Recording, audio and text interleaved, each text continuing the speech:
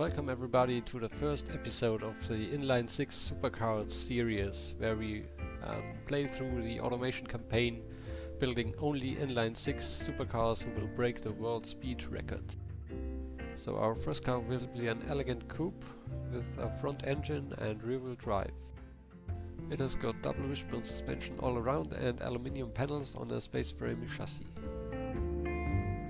As we are designing the car, let's talk about how we approach the challenge. Well, we have to break the world speed record with an extreme car, and we have to build a more sensible car, which is a little bit slower but still faster than the fastest car in the real life world of that time period would have been. The slower car will be the cash cow, which will bring in the money for designing the extreme cars. So at first we will be building the world record breaking car and then detune it to make a sensible version out of it. Now we're starting to build our first engine.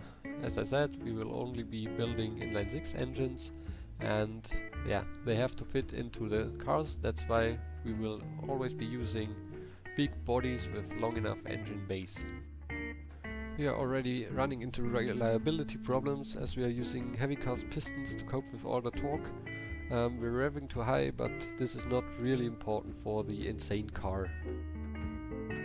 As I'm building the car, I'm using some quality here and there to give it a slight edge over the competition, and I'm also using a long first gear to cope with the wheel spin the massive engine generates. We won't be using the car to sell only the required 100 units, but we also want to sell a little bit into the supercar market the whole time, so we try to get the last bit out of it. So this is the first car, selling into the light sports, premium, sports and GT market.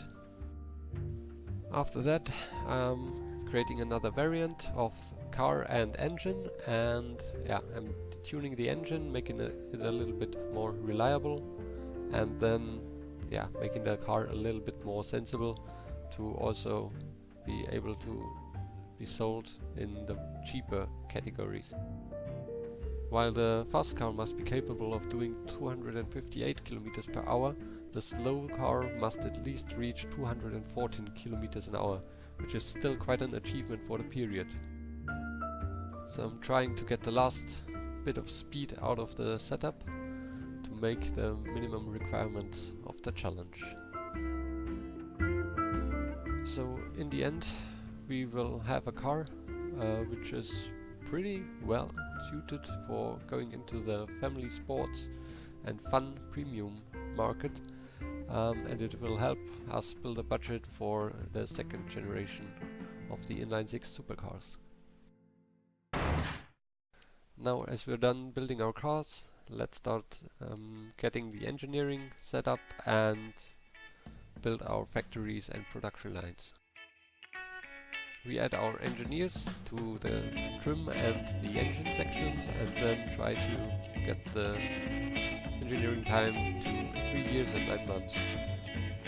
Then we buy 2 small pieces of land and build 2 small factories on it, a level 3 factory for the car and a level 2 factory for the engine.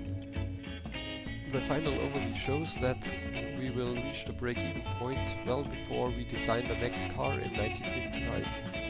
We also see that 3/4 of our revenue are coming from our cash cow car and only 1/4 from the fast car. Well, let's skip to the beginning of production and see how it all goes. Let's check the market first, and yeah, awesome, we have grown a lot and we will be able to sell a lot of cars.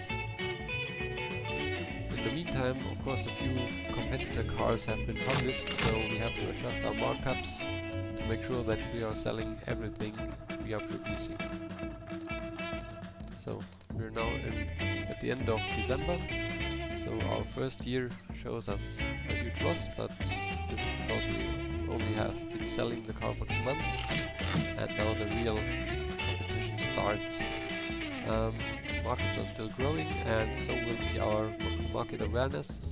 So the profit will probably be going up as we progress, and yeah, people are getting more and more aware of our cars which are selling at a good competitiveness in the markets. So as the market awareness increases, I constantly update the markups to maximize our profits. The car is already making a profit of more than $3 million per month, and it's still rapidly growing, and can already say that this car has been a great success for the start and will secure the well-being of a company in the future.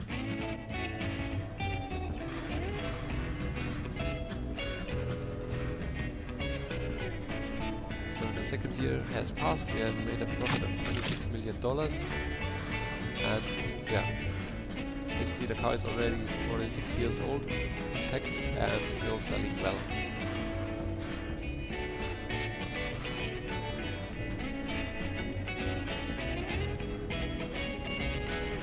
Third year has only generated $18 million of profit. And now we're losing a lot of money because apparently very good competitors have entered the market, so we have to make our cars cheaper to still sell all of them. Still 1.5 years to go until we design the next car, and after that, of course, during the engineering period we still have to sell the first car, and it turns out that yeah, the market is shrinking and we get some problems generating more profits.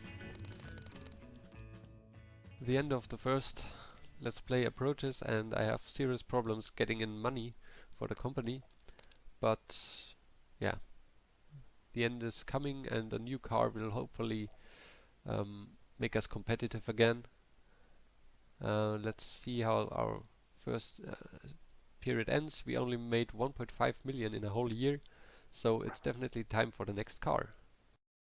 The first car has sold almost 50,000 times, so let's hope this is an indicator for a great future of the company. So I hope you tune back in for the next episode, where we have to break 294 kilometers per hour, and that in 1955. Cheers!